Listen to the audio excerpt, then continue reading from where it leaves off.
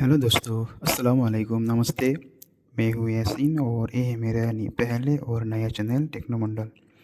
मैंने इस चैनल के माध्यम से अपना पूरा एक्सपीरियंस अनुभव शेयर करना चाहता हूँ। तो चलिए दोस्तों, बिना किसी देरी के साथ शुरू करते हैं। Guys, in this video I am going to explain how to set watermark in Excel। इसमें मैं एक्सेल में एक वाटरमार्क ऑलरेडी बना के रखा हुआ है एंड इसको दोबारा न्यू शीट में जाके मैं दोबारा बना के दिखाऊंगा। तो वीडियो को स्टार्टिंग टू एंड तक पूरा देखिए तो आपको पूरा पता चलेगा। तो इसके लिए हम पहले जाऊंगा इंसर्ट टैब में।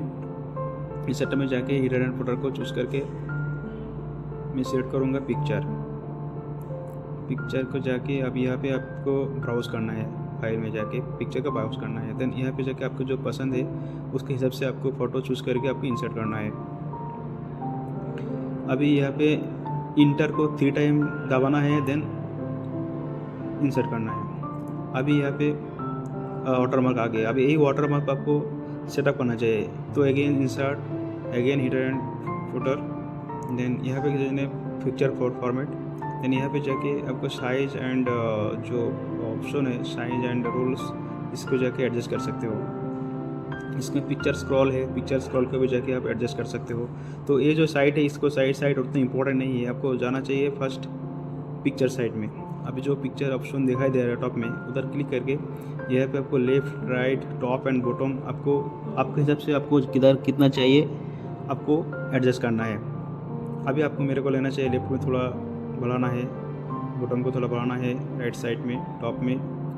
एंड देन इस पर सबसे बड़ा इम्पोर्टेंट है कि इमेज कंट्रोल, इसमें ऑटोमेटिक है।